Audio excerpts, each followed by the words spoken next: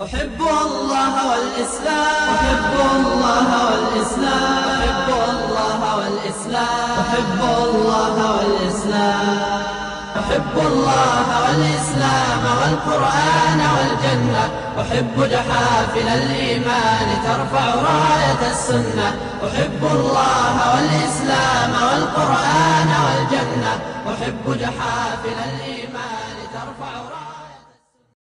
إن الحمد لله نحمده ونستعينه ونستهديه ونستغفره ونعوذ بالله من شرور أنفسنا ومن سيئات أعمالنا. من يهده الله فلا مضل له ومن يضلل فلا هادي له، وأشهد أن لا إله إلا الله وحده لا شريك له، وأشهد أن محمدا عبده ورسوله صلى الله عليه وعلى آله وأصحابه وسلم تسليما كثيرا. أما بعد. As we promised, this is the start of the explanation on the usul al-thalatha, the three fundamental principles. As you all know, it's a booklet, not a book, a booklet on Tawheed. And we've mentioned it many times. It's very small in words, but has some great, great meanings. These meanings no one can be ignorant of. Scholars have always discussed this book and taught it among the first that is taught in Tawheed. And if you really look into the three principles, what he means about those principles, they're in reality the matters you're going to be asked about in your grave. So you need to know really as best as one knows those three principles. And you need to apply them. So when you're asked about them in the grave, you quickly go through them, inshallah ta'ala. We start gradually because knowledge in Islam is to be taken gradual. You don't wake up overnight a alim or a sheikh. Ibn Abd al-Barr in his book al-Jami' said, Az-Zuhri said, من رام العلم جملة ذهب عنه جملة. من رام العلم جملة ذهب عنه جملة. إنما يطلب العلم على مر الأيام والليالي.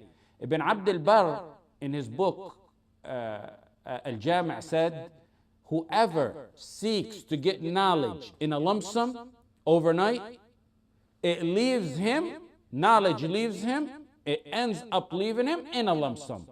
Knowledge is to be attained slowly over days and nights. Knowledge needs patience, it needs persistence.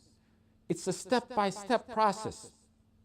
You don't go, for example, to some in-depth aqeedah books and then getting frustrated and facing complex matters you can't break down, which you would have been able to do had you went in a step-by-step process. Some brothers tell me they're studying aqeedah books, tawheed books that ulama have had hard time breaking down. And the bigger problem is they're studying it on their own, and to top that off, they're not even studying it in the language of the author. So explain to me how you can understand it like that. If you are unable to get to a teacher, which many, especially this day and age, they can't get to a teacher, that's a whole different story. But you still gotta at least know how to start. Now this is a startup book on Tawheed, and even though you can sit and read this book right now, as before I even finish this introduction, you can probably have the book done reading it. It still needs to be broken down, sentence by sentence, so the student of knowledge understands the deep meaning of what that book really entails. If you start in the step-by-step process and you find it difficult, which you may be able, you finding it difficult, never ever give up. This simple book that you have before your hand, I studied it cover to cover with 11 different shuyukh. And portions of it I studied with even more than that. But the entire booklet with 11 different shuyukh. Al-Khatib al-Baghdadi in his book Al-Jami' narrated, a student of knowledge went to the shuyukh of hadith to learn. He found knowledge of hadith is very difficult. He got frustrated and he said, this is not for me. One day he was walking, casual walk, and he seen water dripping on a stone, maybe a spring. If you've ever seen a spring, especially where water's been dripping on a stone for years and years, or even if you look at a fountain that's been dripping on a stone or even cement, it dents it. It dents the cement or the rock over the years. Water. He said to himself, wow, look at that. Water as light as it is latif, soft, mild. It affected a stone as hard as it is. He said, knowledge is softer and lighter than water. My heart and my mind are not as hard as a rock. He went back to studying hadith and became a very well reputable, famous scholar of hadith. Start gradually.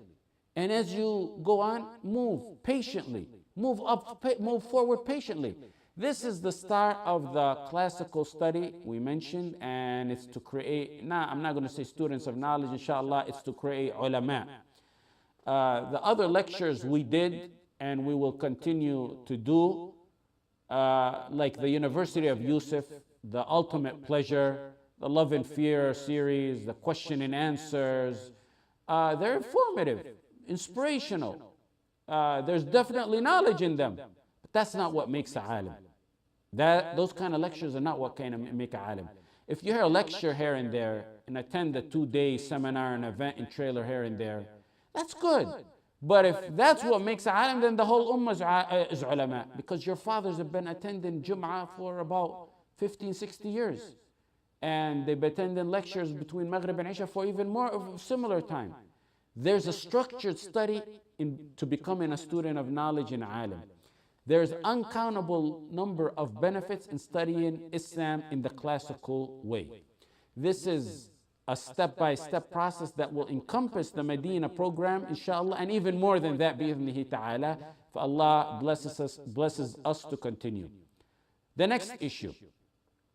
Many people, and I really say it with no exaggeration, alhamdulillah, from all over the world, they want to come and study with you, with us, especially from UK, Europe, parts of the US, and even some Arabic countries. And as you know, we don't have resources in a very well-established place to accommodate such a number of students yet. My father has taught me and done so throughout his career never to charge or take anything for da'wah, whether it may be a marriage or seminars or lectures or classes like this or even more than that. So you can study with us through the internet until Allah finds us a way out. Why I mention this is because many ask, is it the same as studying with you? Back in the day, the students of knowledge had 3 levels of studying. The first one is as-sama' al-mubashir, immediately learning from a sheikh. Those who are attending, that's sama' al-mubashir. That's the best. The reward in itself for that is immense. Then you got the next one is al-wasita, between you and the sheikh is a mediator. So if one of you goes and conveys this whole message to another person, that's wasita. You were the mediator between me and that person you taught. Some used to do that, especially businessmen or farmers, they used to do that. They would take turns in learning and teaching each other. The third one is wijada. Wijada is to find a book written by a sheikh and study it from it.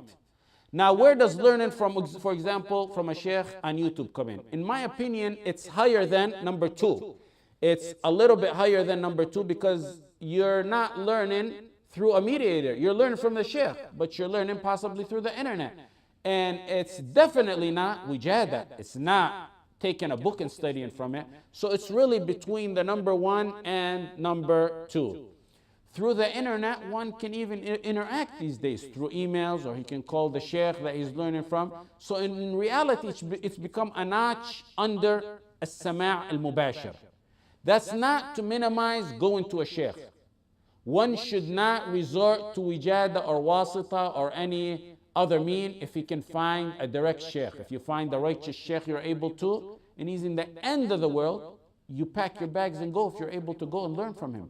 If Allah blesses us in the future, we can accommodate. We would love for everyone, inshallah, to join us. Learning from a sheikh in person has its benefits also, like you see his private life, you see his manners, you see his attitude, you see his ibadah, you see how he reacts to things.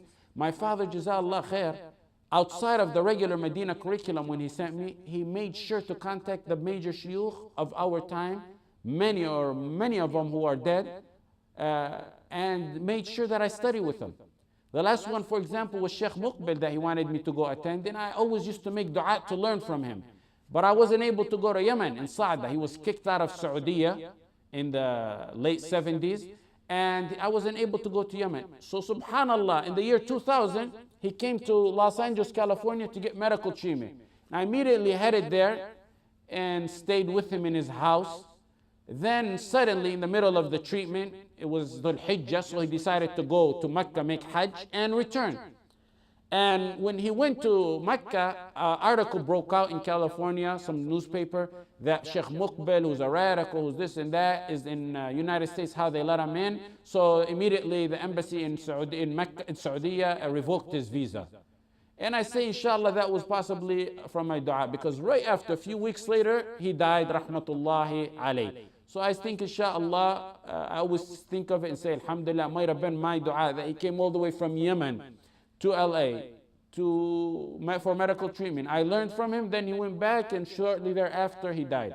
So if you can pursue a reputable, righteous sheikh who fears Allah and is not a low-life, deluded, sellout modernist, or promoter for the kufr or kuffar, or those who work for governments, if you can find that, then surely go ahead and learn from him and follow him, even if he's in the end of the globe. Salaf used to consider a negative characteristic for one to study from books alone. That is considered negative, because they said, "Man kana shaykhuhu kitabu, kana khata'uhu akthar min sawabih." If your book, your sheikh is your book, your mistakes are more than your correctness. When Shaykh Ibn Uthaymeen was asked about one who studies through audio tape, he encouraged it, but he said, learning direct is better because you can discuss and ask.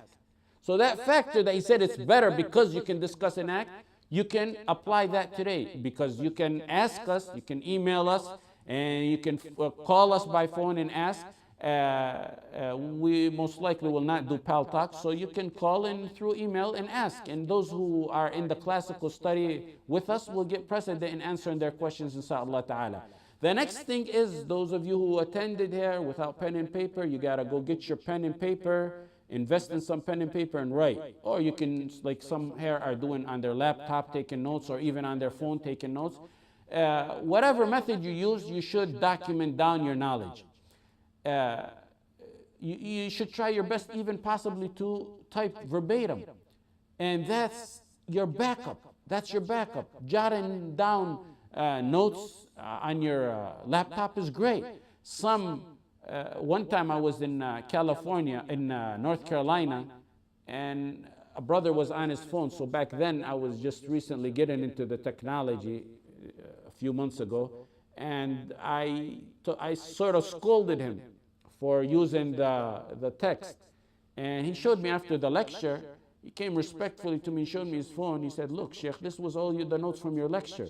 And I said, subhanallah, because back then I didn't know they also use phones to take notes. So one needs to write down his knowledge. When I was 7 years old, an Iraqi student with my father, I was in Medina, my father was a student. He's from Samarra, rahmatullah alayhi. He got killed in 1980 in Iraq. He came to me, told me, "Your father's a lion. Your father, in class, he writes every single word down." And then I used to notice my father in the haram, in his classes outside the university where I seen him, he would write everything down and always have an audio record every single lecture. And we still have the tapes still today. So I took it upon myself to do the same. I never ever sat before a sheikh where I did not write every single thing he said. There's some exceptional things you don't write, or that you missed, but I tried my best to write verbatim everything. And in fact, I always refer to my notes that I took from shuyukh. Writing is the trend of the Salaf.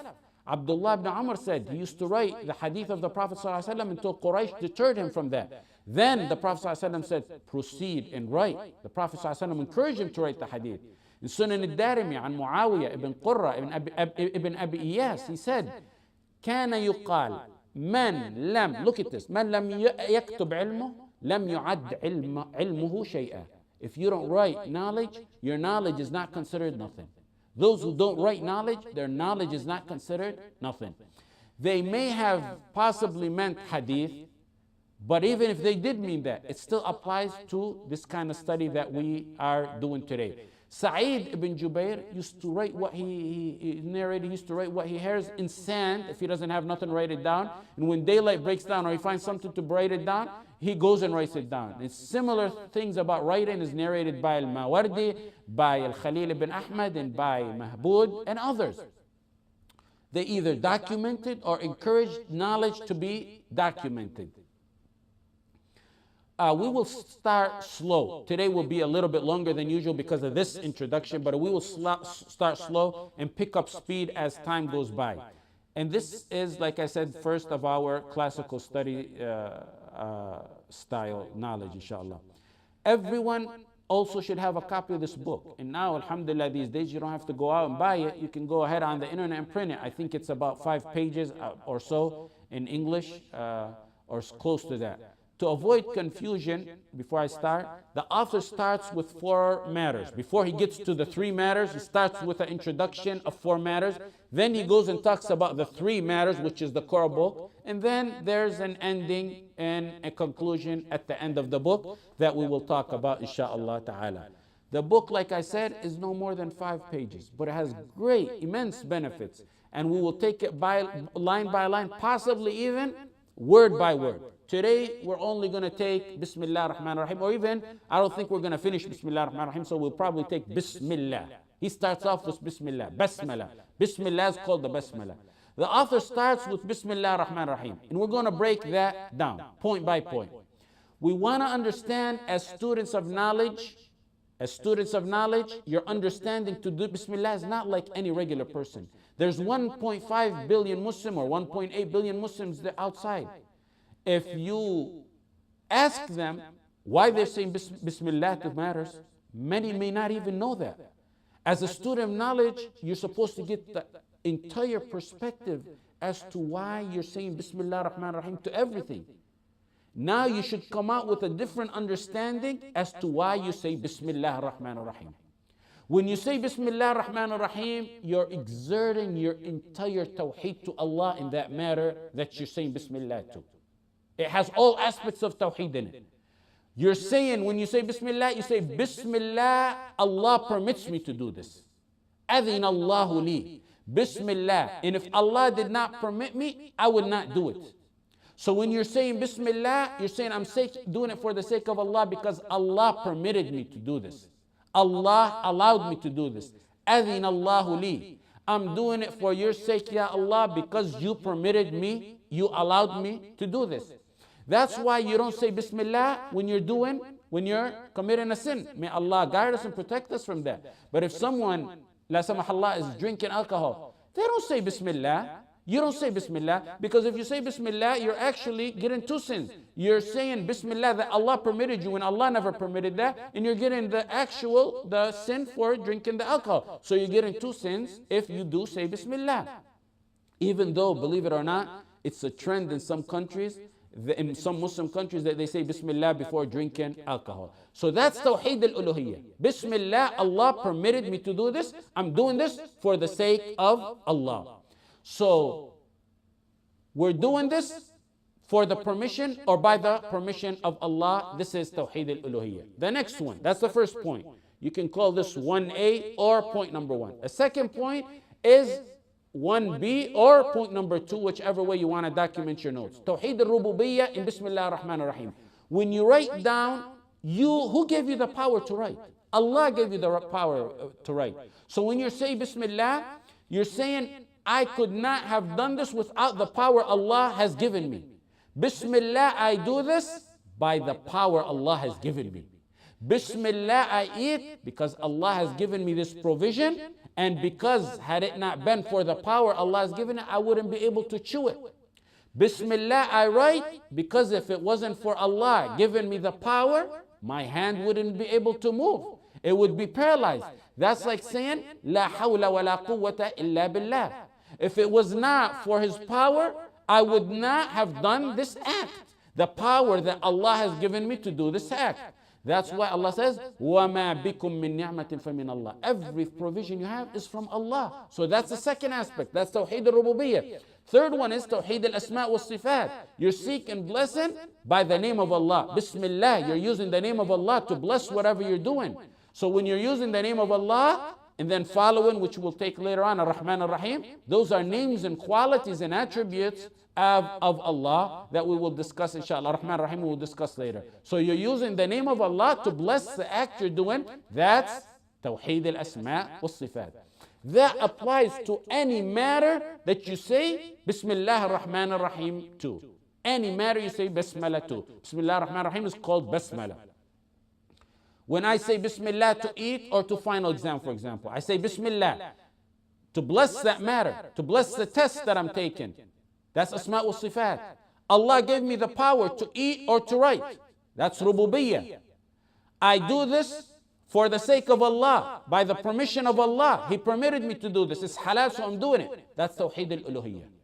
And likewise, take it for everything else. You understand now? When you say Bismillah, now you're going to get a different perspective of what you used to say Bismillah before. Sometimes you're saying because you read a hadith to say it. Now you understand why you're saying it. Now let's take some linguistic notes on this matter. The ba in Bismillah is isti'ana and tawakkul. The ba, to seek help and dependence on Allah. The grammatical rule in Arabic is al-jar wal-majroor fil basmala muta'alliqun bimahdhuf taqdiruhu fi'lun la'iqun bil-maqam. When you say Bismillah in Arabic, it automatically implies you're saying Bismillah I eat, Bismillah I drink, Bismillah I write. You don't have to say the act that you're saying Bismillah to it. You don't have to specify I drink, I eat, I write.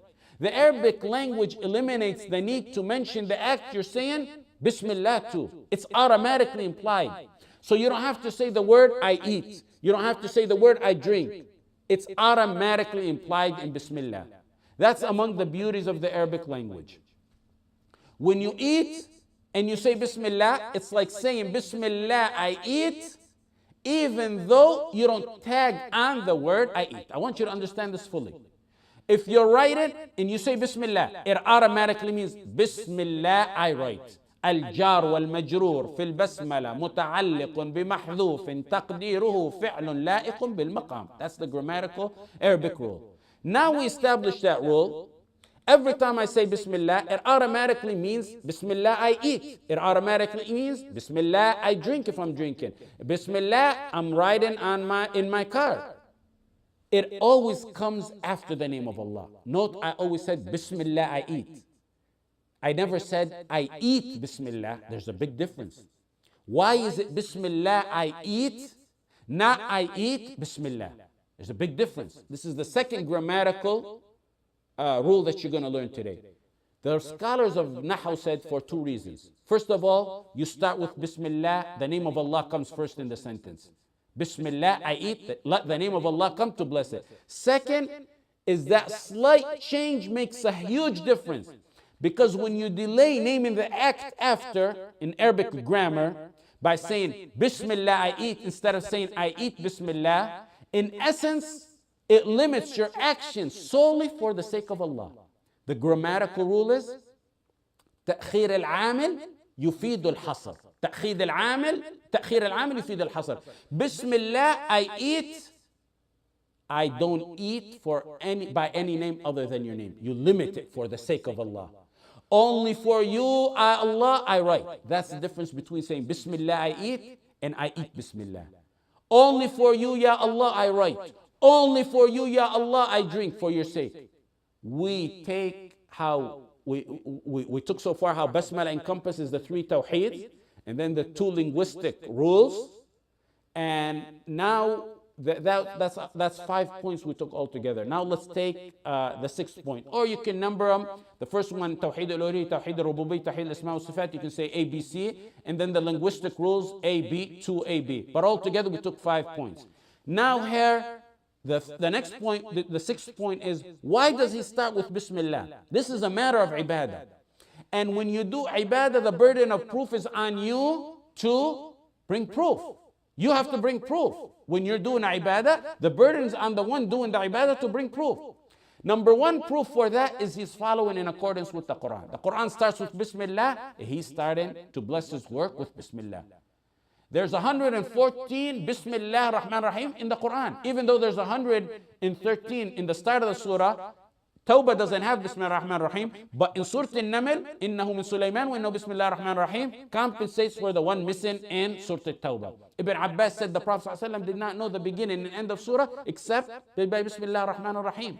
Secondly, the Prophet ﷺ used to write his letters and start them all off with Bismillah Rahman Rahim. In Bukhari, in Muslim, from Muhammad ﷺ to Hiraql, he started that letter Bismillah ar-Rahman ar-Rahim. And then he said, peace be unto believe. Bismillah ar-Rahman ar-Rahim. Min Muhammad, Abdullah wa Rasul, ila Haraqil Azim al-Rum. Assalamu ala man ittaba al-huda, amma ba'd. In Sulh al-Hudaybiyah, when the Prophet ﷺ made a treaty with Quraysh, Suhail ibn Amr came to do the treaty with the Prophet ﷺ between him and Quraysh. He told Ali, Uktub Bismillah ar-Rahman ar-Rahim. He told Ali, start and write and say Bismillah ar-Rahman ar-Rahim. Az-Zuhri said, narrated a similar hadith like that. Ibn Hajar said it's the trend of the scholars and that which is settled upon that they always start their works with Bismillah ar-Rahman ar-Rahim. Abu Bakr did the same when he sent Anas ibn Malik to Bahrain, and he sent a letter with him. He sent it about sadaqah, and he sent it and he started it with Bismillah ar-Rahman ar-Rahim. Now we got proof from the Quran that the Quran started with it, the Prophet ﷺ's letters, Abu Bakr's letters. And there's a hadith, alleged hadith, that any important matter which doesn't start with Bismillah ar-Rahman ar-Rahim is cut off from all good. Aqta. In another narration, Abtar. The hadith is narrated in Ibn Hibban and other books, and it's weak. It's weakened by Ibn Hajar, it's weakened by Suyuti, al-Albani, and other scholars. Some tried hard to authenticate it, but it's weak. Had that hadith been, that direct hadith and starting with Bismillah been authentic, we wouldn't have had to mention that the Quran starts with Bismillah and the Prophet ﷺ wrote his letters Bismillah and Abu Bakr wrote his letters Bismillah. That hadith would have been sufficient. But because the hadith is weak, we can't use it as proof, so we resorted to other proof to establish that saying Bismillah on matters like writing books is permissible. In fact, some scholars, like I said, tried very hard to authenticate the hadith, but it's really a weak hadith and it cannot be authenticated for many reasons that we don't want to get into right now. And in fact, there's an entire booklet on how the hadith is. Al-Aqawil al-Mufassala li Bayan Hadith al-Ibtida' bil-Basmala for Shaykh al-Kittani, who died around 80 years ago. A famous scholar of hadith from Maghrib who died about 80 years ago. Rahmatullah alayhi. It's an entire booklet on that matter. So the next point is the blessing in Basmala. We say Bismillah to bless whatever we say Bismillah on. Bismillah ar-Rahman ar-Rahim to bless whatever act you're doing. Islam encourages Basmala in everything, every situation that you're into. When you're riding, Bismillah. وَقَالَ ارْكَبُوا فِيهَا Bismillah. And he said, ride in it. Nuh told his people, ارْكَبُوا فِيهَا Bismillah. And when sacrificing, فَكُلُوا مِمَّا ذُكِرَ اسْمُ اللَّهِ عَلَيْهِ, eat from that which Allah's name has been mentioned on. Surah Al-An'am. When eating and drinking in Bukhari and Muslim, Umar ibn Abi Salama said that the Prophet ﷺ told him, سَمِّ اللَّهِ وَكُلْ بِيَمِينِكَ وَكُلْ مِمَّا يَلِيكَ. Even in relationship with your wife, with your spouse, Bismillah, Allahumma jannibna shaitan wa jannib shaitan ma razaqtana. When you're turning the lights off, when you're closing a bottle, Jabir ibn Abdullah in Bukhari and Muslim said, the Prophet ﷺ said, close your bottle with the name of Allah. Turn your light off with the name of, turn your light off. Imagine this, with the name of Allah, with Bismillah. Get used to mentioning the name of Allah and everything for your barakah in your life. That's one of the reasons blessing has been, barakah, the blessing has been taken out of our lives. When they resort to materialistic means, we resort to Allah for our barakah. Bismillah is your means to get barakah from Allah in everything. Bismillah is your means to get in barakah from Allah in everything you do if you say Bismillah. If you get Allah on your side for barakah, what else do you need? وَلَوْ أَنَّ أَهْلَ الْقُرَىٰ آمَنُوا وَاتَّقَوْا لَفَتَحْنَا عَلَيْهِمْ بَرَكَاتٍ مِّنَ السَّمَاءِ وَالْأَرْضِ. If the people of the towns had believed and had they had taqwa, آمَنُوا وَاتَّقَوْا لَفَتَحْنَا, certainly we would have opened for them blessings from the heavens and the earth. Allah will open for you blessings from the heaven and the earth. Just say Bismillah. Barakah is the blessing from Allah. If you ever wonder why there's no blessing in our time these days, or in our food, or in our sleep, or in our recitation of the Quran, ask yourself, have you been saying Allah's name? And have you been saying it from your heart, knowing its meaning? After you listen to this glimpse today, you come in with an entirely different perspective on Basmala, inshallah. Next class, we're going to continue, inshallah, from Ar-Rahman Ar-Rahim. Inshallah, now we'll take any questions, if anyone has any questions.